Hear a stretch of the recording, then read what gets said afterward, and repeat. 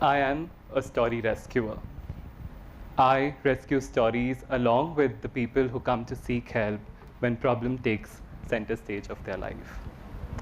We seek for stories and rescue stories of hope, stories of know-hows of how to live these lives, stories of wisdom that's generated within the lived experience of people's lives.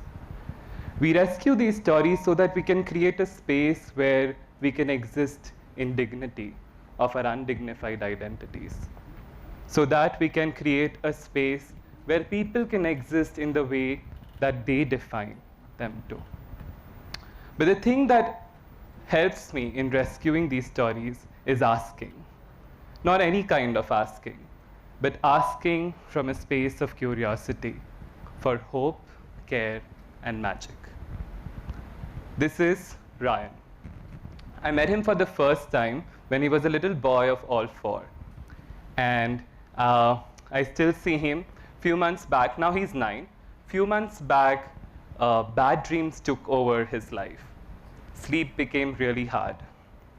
So when Ryan and I sat together for a conversation, I asked Ryan, what would you want to do with these bad dreams? How do you want to get the good sleep back?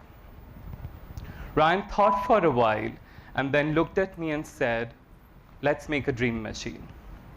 A dream machine that sucks in all the bad dreams and generates good dreams. I was not just amazed, but super excited because I knew we had rescued a story of Ryan's knowledge of how to deal with bad dreams. When bad dreams took over 5-year-old Veer's sleep, Messi came to help. Now, one of these nights when bad dreams kept on attacking, Veer had a good night's sleep. I met him the next day and I asked Veer, what happened? How did you manage to get a good night's sleep? Veer looked at me and said, Messi came into my dreams. I went, Having no idea of who Messi was, I did the biggest mistake of my life. I asked, what is this Messi thing? He looked at me in disgust and said, not what, Raviraj, who? Who is Messi, you're supposed to ask. Messi is a footballer, and he came into my dreams and kicked all the bad dreams away. And that evening, both of us sat together, drew Messi, and stuck by his bedside, so that every night, before entering into his dream world, he could take Messi along with him. But night after night, one after the other footballers, who had no idea of who they were, entered his dream, and he had his dream team helping him in his dreams. As you can guess, bad dreams stood no chance. 10-year-old Anish was brought to me just a day after he ran away from his foster family. His social worker got him to me because she was concerned about him and his safety. She informed me that he has struggled significantly in his past and was concerned for his better future. Anish had lost his mother while she was giving birth to him and his twin. He'd lost his twin brother to a drug dealer. He'd lost his father to drug and alcohol. Anish himself was rescued from a drug dealer by the relentless effort of a social worker back in Mumbai. When Anish, his social worker, and I sat down for a conversation, Anish looked at me and said, I don't want to go back to the family. I don't like being there.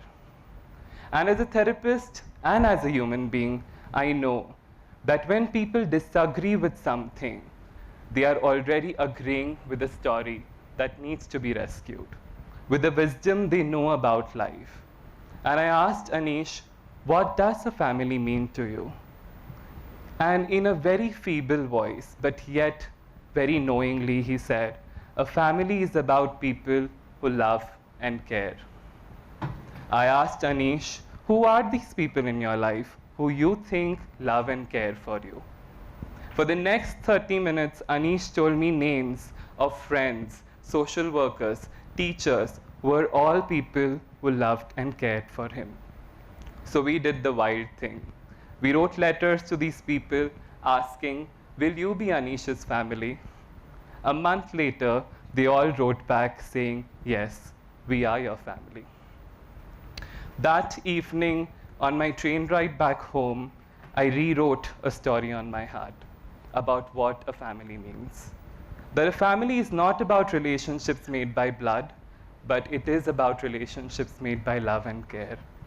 That a family can be recreated, reimagined, rethought, that it is not a fixed, structured, defined paradigm. And that if the words like anath, orphan, and bastard can stop existing if we rescue these stories of diverse possibilities of how a family can be. Each day in my work, I hear such stories, and I write and rewrite and scribble and draw them on my heart. They're becoming the very fabric of what my heart is made of, and are allowing me to become who I am becoming. A person who believes in hope and magic existing in everywhere. But even today, there are days when I lose this curiosity, when I, instead of asking, assume. And I wonder why. Why, when I know this curiosity looks for hope and magic, even in the most hopeless situations, why do I end up assuming and giving up on this curiosity?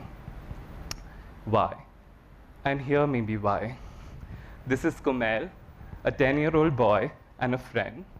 A few years back, I was at his house for a dinner, and he was playing with this little thing that looked like a bird, and he was moving it around in his house. And I said to him, "Hey Kumail, that looks like a cute little bird." He looks at me in anger, and he says, "Do not call it a bird. It's a Pokemon, Raviraj. Don't do it next time." But that was, for me, something to think about. Why did I do that? Why did I assume that it was a bird? Why did I impose an idea of my understanding of life on somebody else's, and especially a young little boy's? Here's another image. I often use it in the teaching context where I ask trainees, what do you think happens next? People say they end up kissing. Some people say they end up banging their heads. Some people say that the noodle breaks. The unromantic say they end up fighting. But this is what happens next. It's a funny image, but it gets me think of how none of us ever think of this possibility. And in the same way, we never think of possibilities of what life can become. Because it's not that because we cannot think, it's because we are not conditioned to not think. We are conditioned by these very powerful oppressive systems and ideas in this world that do not want us to think differently. Ideas of gender, ideas of sexuality, ideas of casteism, consumerism, capitalism. These ideas, which at the crux of it are oppressive and injustice. One such story of injustice and oppression, of a dominant idea oppressing, is Section 377. The idea about sexuality, that the love can happen between only a man and a woman. An idea of fantasy that existed in somebody who was powerful became the fabric of a very society. That love happening between people, devoid of any gender, is considered to be an act of punishment. The very act of assumption here is nothing less than an act of genocide of a group of people who experience sexuality diversely. So here, a mere act of asking can be an act of love. A mere act of assuming that not everybody around you is a heterosexual is an act of revolution. That love is love. The other group of people who have been oppressed for centuries to not ask but follow orders is women. This is my mother. And my mother would often ask this question when we will grow up, is why can't I love everybody in this world the way I love my children?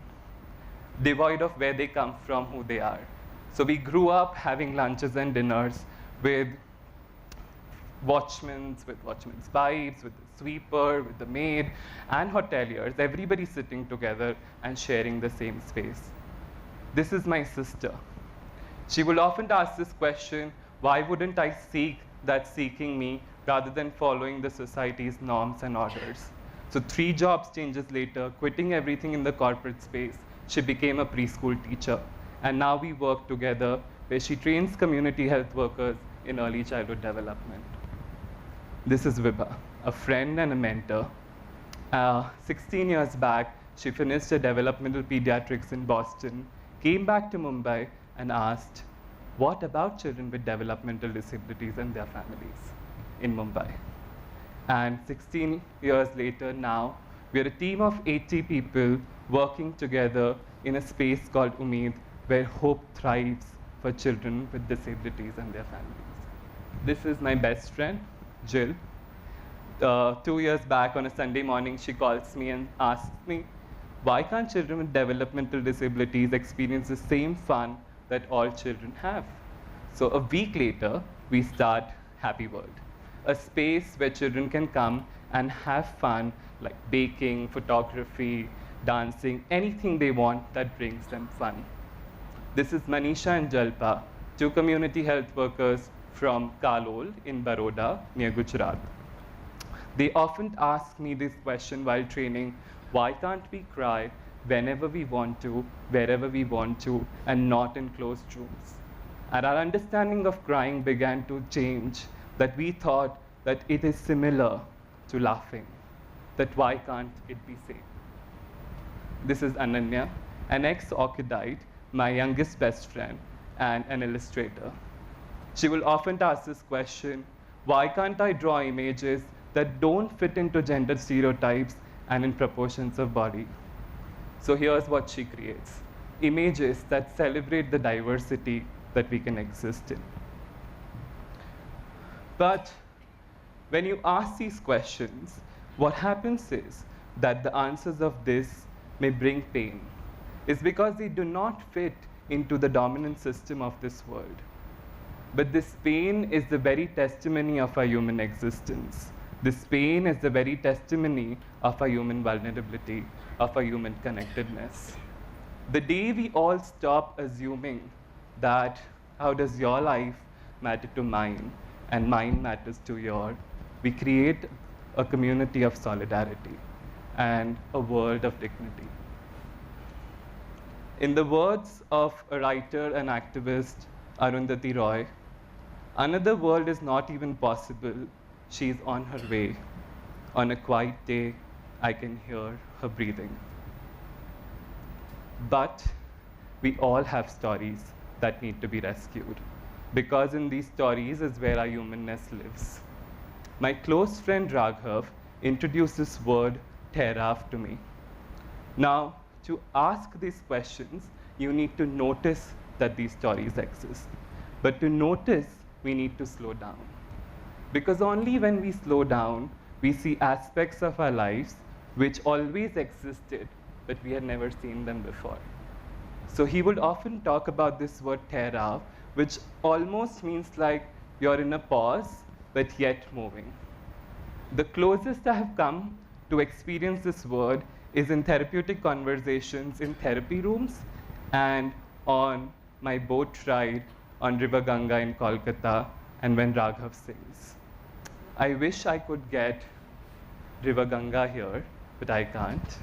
So I've got Raghav here with me, who will sing.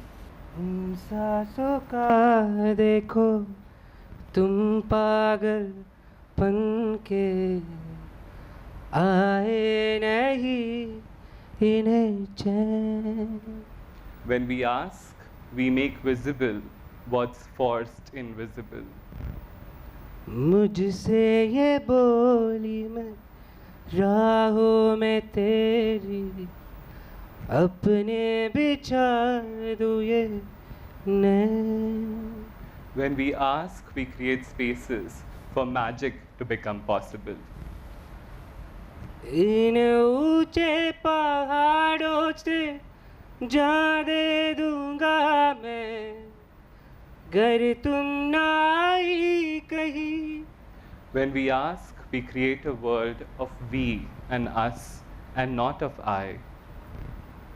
तुम उधर जानम उम्मीद मेरी जो तोड़ो, इधर ये जहां छोड़ू मैं.